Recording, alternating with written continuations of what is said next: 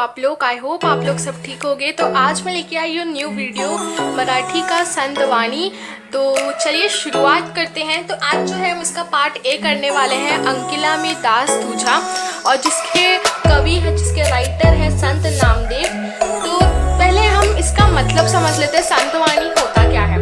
आपने अपने पहले स्टैंडर्ड्स में पढ़ा होगा संतवाणी, बहुत सारे उससे किस्से भी सुने होंगे। ज़्यादातर आप देखोगे कि जो संतवाणी है वो सभी संतों ने ज़्यादातर जो है वो सब किसको डिनोट किए हैं, तो विट्ठल को, जो उनके जो परमेश्वर है विट्ठल, उनके लिए ज़्यादातर इन्होंने ये पोएम्स लिखी हैं। ठीक है, तो ये जो कविता है अंकिला में दास तुझा, ये भी उनके लिए ही, उनको ही ये पोएम डिनोट किया जाता है। तो चलिए देखते हैं। तो संत वाणी मतलब क्या? तो संत ने जो कही हुई है वाणी, मतलब उन्होंने जो बात कही हुई है, उन्होंने जो कविता कही हुई है, उसे हम कहते हैं संत वाणी। मतलब संतों से कहा गया बात, उसे हम क्या कहते हैं? संत वाणी। ठीक है, तो जो संत नामदेव है उन्होंने इस कविता में दर्शाया है कि कैसे एक माँ, मतलब कोई भी हो, भले ही वो इंसानों की हो या जानवरों की हो, जैसे अपने बच्चों के लिए चिंता करती है, ठीक वैसे ही जो संत है, संत चाहते हैं कि ठीक वैसे ही विट्ठल जो है, जो उनके परमेश्वर है, वो क्या है, वो क्या करे, अपने बच्चों का, मतलब अपने संत का अच्छे से ध्यान रखे। तो वही इस कविता में दर्शाया गया है बेसिकली। ठीक है, तो पहले हम फर्स्ट पैरा से चलते हैं। तो ये है पोएम। ठीक है, अग्नि माझे पड़े बाड़ू, माता धावे कनवाड़ू, तैसे धावे माझिया काजा, अंकिला मी दास तुझा। तो क्या पहले बोला? अग्नि माझे, अग्नि मतलब क्या? तो अग्नि मतलब आग होता है। ठीक है, तो आप सब लिख सकते हैं अग्नि मतलब आग, और अग्नि माझी मतलब आगी मध्य। ठीक है, तो अग्नि माझे पड़े बाड़ू, बाड़ू मतलब क्या होता है? बच्चा। ठीक है, बालक। ठीक है, तो आप लिख सकते हैं लहान बाड़, ऐसे करके आप लिख सकते हो। तो अग्नि माझे पड़े बाड़ू, जब कोई बच्चा गलती से आग के में पड़ जाता है, या आग में गिर जाता है, या मतलब गलती से, मतलब बोलते हैं ना, आग अचानक लग जाती है तो उसमें मतलब वो बच्चा पड़ जाता है। तो अगर गलती से कोई बच्चा आग के समीप आ गया है, ठीक है, तो उसकी जो माँ है, माता धावे कनवाड़ू। ठीक है, माता मतलब आई जननी। ठीक है, धावे मतलब धावने, मतलब भागना। ठीक है, और कनवाड़ू, कनवाड़ू मतलब उनका दयाड़ू, कनवाड़ू मतलब दयाड़ू।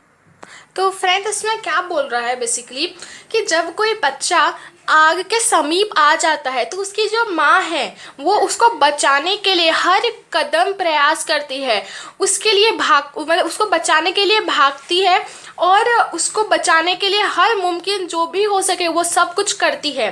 ठीक है, तो ये इस लाइन में जो 2 लाइन है उसमें बताया गया है।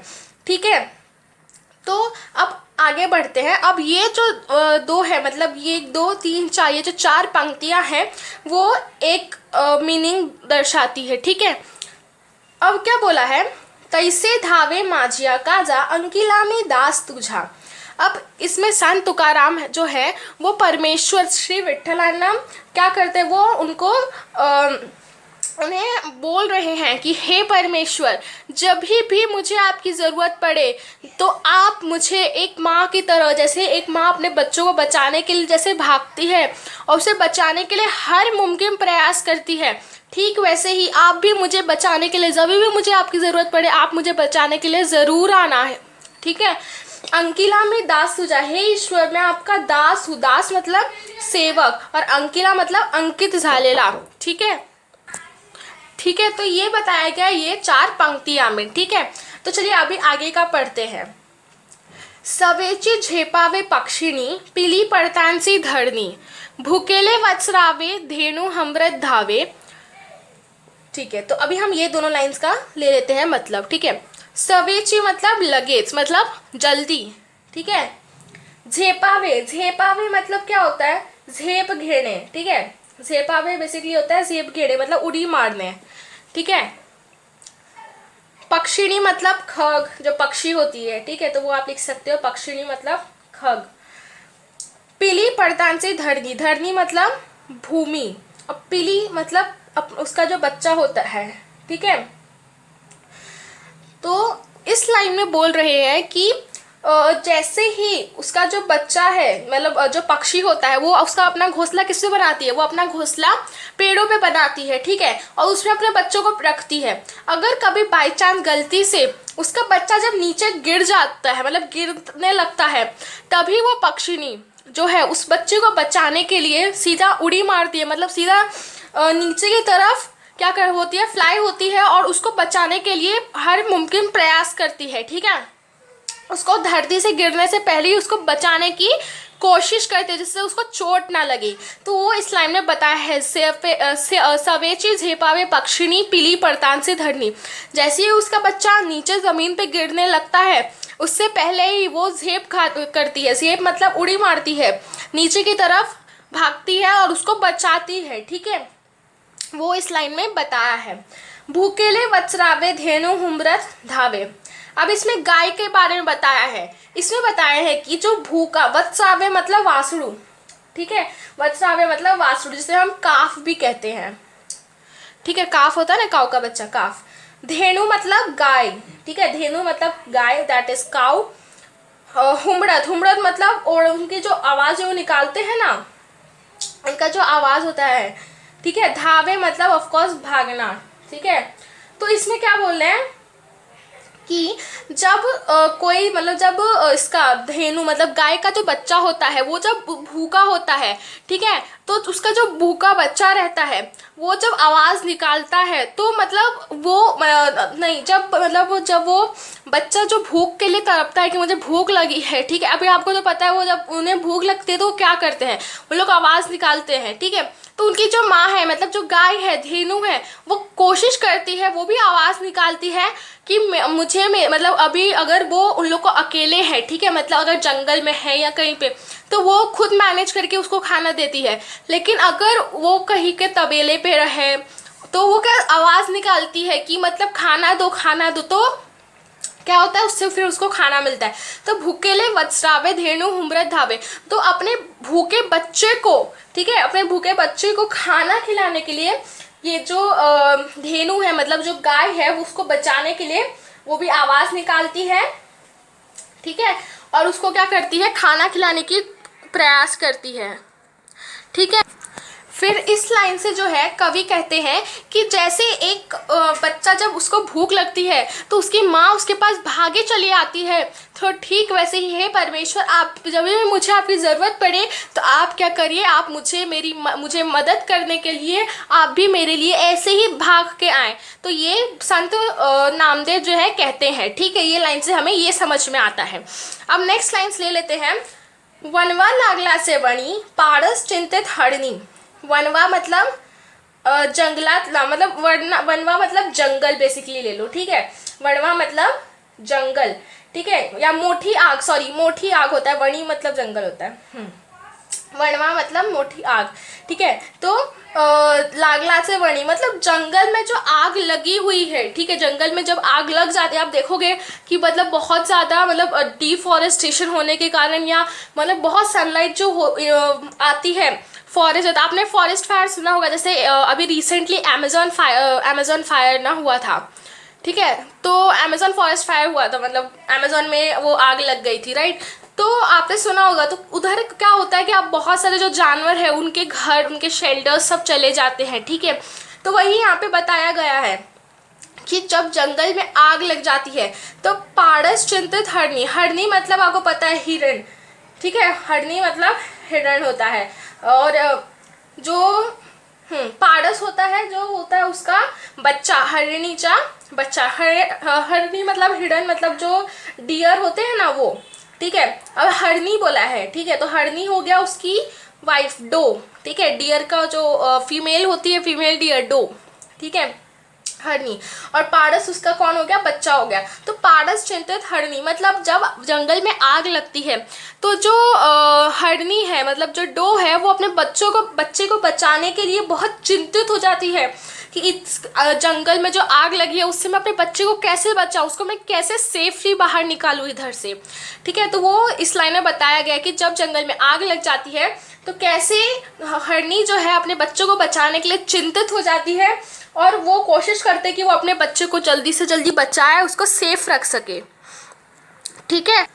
तो संत नामदेव जो सॉरी संत नामदेव जो है वो इस लाइन से हमें ये बताते हैं कि जैसे एक माँ अपने बच्चे के जब वो देखती है परेशानी में तो वो कैसे मतलब चिंतित हो जाती है, व्याकुल हो जाती है। तो संत नामदेव भी जो है वो विट्ठल को अपने मन से विनती कर रहे हैं कि हे प्रभु, जब मैं भी ऐसे ही जैसे ये पारस है, मतलब जैसे ये इसका बच्चा फंस गया है, ठीक वैसे भी मैं इस दुनिया में मतलब मैं फंस गया हूँ, मैं इस बोलते ना नैया में फंस गया हूँ, आप मुझे बचाओ, आप भी मेरे लिए आओ और आप मुझे बचाओ। आप जैसे आपने हिंदी का कविता देखा होगा, मीरा वाला जो कविता था, वही लाइन का थोड़ा सा वर्णन इसमें हमें समझ में आता है। ठीक है, अब नेक्स्ट लाइन में चलते हैं। नामा मणि मेघा जैसा, विनवितो चातक तैसा। नामा मतलब यहाँ पे कौन, नामा मतलब संत नामदेव। ठीक है, नामा मतलब संत नामदेव। नामा मणि मतलब बोलना, ठीक है, कहना। मेघा मेघा मेघ ढग, ठीक है, जैसा मतलब ज्या प्रमाणे। विनवितो चातक तैसा, ठीक है, विनवितो मतलब विनती कर, तो विनती करने। ठीक है, चातक एक पक्षी है, चातक एक पक्षी, तैसा मतलब त्या प्रमाणे। ठीक है, तो संत नामदेव कहते हैं इसमें कि जैसे जो ढग है वो बरसता है, ठीक है, जब वो ढग बरसता है तो क्या होता है उसमें, तो जो चातक पक्षी होता है वो जब भी बारिश शुरू होती है, ठीक है, तो मतलब ऐसा माना जाता है कि जब बारिश का एक भी बूंद जब वो पी लेती है, ठीक है, जब बारिश का एक भी जो बूंद है वो पी लेती है चातक पक्षी, तो ऐसा माना जाता है कि उसने अपना जीवन जो है जी लिया है। ठीक है, मतलब उसने अपना जो जीवन में सब कुछ प्राप्त कर लिया जब वो बारिश का एक बूंद का जो पानी है वो भी पी लेती है। ठीक है, तो ऐसा बताया गया है इस कविता में। तो इससे जो संत नामदेव है वो बेसिकली ये कहना चाहते हैं कि हे प्रभु, जैसे एक चातक पक्षी जो मतलब आकाश में जो एकदम काला काला जो ढग आया है, ठीक है, जो मतलब बारिश करवाने वाला है, जैसे वो विनती करती है कि हे ढग, आप मुझे मतलब बारिश करवाओ और मुझे मेरे जीवन का आनंद दो। ठीक है, तो ठीक वैसे ही जो संत नामदेव कहना चाहते हैं, हे प्रभु, मैं आपसे मन से विनती करता हूँ, आप अपना दर्शन दो मुझे, मैं जो भी अभी कोई भी प्रॉब्लम में आओ, आप हमेशा मुझे सपोर्ट करने के लिए आओ। तो बेसिकली ये कविता में उन्होंने ये बताया है कि जैसे अपनी माँ मतलब किसी भी मतलब कोई भी व्यक्ति या जो माँ होती है, ठीक है, वो अपने बच्चों को बचाने के लिए कुछ भी कर सकती है, ठीक वैसे ही आप भी मेरे लिए, आप मुझे बचाने के लिए कुछ भी करो, मतलब आप हर क्षण मुझे क्या करो, हर समय आप मेरी रक्षा करने के लिए तैयार रहो। ठीक है, तो देखो इसमें इधर लिखा हुआ है ना, ये देखो, प्रस्तुत अभंगामध्ये संत नामदेवानी विविध दृष्टांतून, मतलब बहुत सारे एग्जाम्पल्स देते हुए इन्होंने क्या किया है, परमेश्वर कृपेची याचना के लिए आहे। ठीक है, उनका हर चीज़ का जो आप देखें ना, इतना सारा जो हमने अभी पढ़ा है कि उन्होंने अलग अलग एग्जाम्पल्स देते हुए, कभी ये आग में पड़े जो बच्चा है उसको बचाने के लिए जब वो भागती है माँ, ठीक है, जब कोई पक्षिणी का जो बच्चा वो नीचे गिरता है तो उसको बचाने के लिए, जब कोई बच्चा भूखा रहता है तो गाय उसको कैसे खाना खिलाती है, कैसे चिंतित हो जाती है। हरनी का बच्चा जब जंगल के आग में पड़ जाता है तो उसको बचाने के लिए कैसे चिंतित होती है। एक चातक पक्षी जब उसको पानी मिल जाता है, बरसता हुआ पानी मिल जाता है तो वो कैसे खुश हो जाता है, उसके जीवन पूर्ण हो जाती है। वही सब ये सब एग्जाम्पल्स देते हुए उन्होंने सब एग्जाम्पल्स में आप देखोगे तो एक ही चीज़ कॉमन है कि हे प्रभु, जब भी मुझे आपकी ज़रूरत पड़े आप हमेशा मेरे साथ रहना और हर कठिनाइयों में मुझे क्या करना, आप हमेशा सपोर्ट करना। तो ये था हमारा आज का पोयम छोटा सा, अंकिला मी दास तुझा। इसका पार्ट 2 जो है, जो दूसरा पोयम है, वो भी मैं बहुत जल्दी लेके आऊँगी एक्सप्लेनेशन उसका। तो यही था आज का चैप्टर। तो मिलते हैं आपको नेक्स्ट वीडियो में, तब तक के लिए thank you, take care and bye bye. और अगर आपको मेरा वीडियो अच्छा लगे, वीडियो को एक लाइक करना, मेरे चैनल को सब्सक्राइब करना, और चलिए मिलते हैं आपको नेक्स्ट वीडियो में, तब तक के लिए thank you, take care and bye.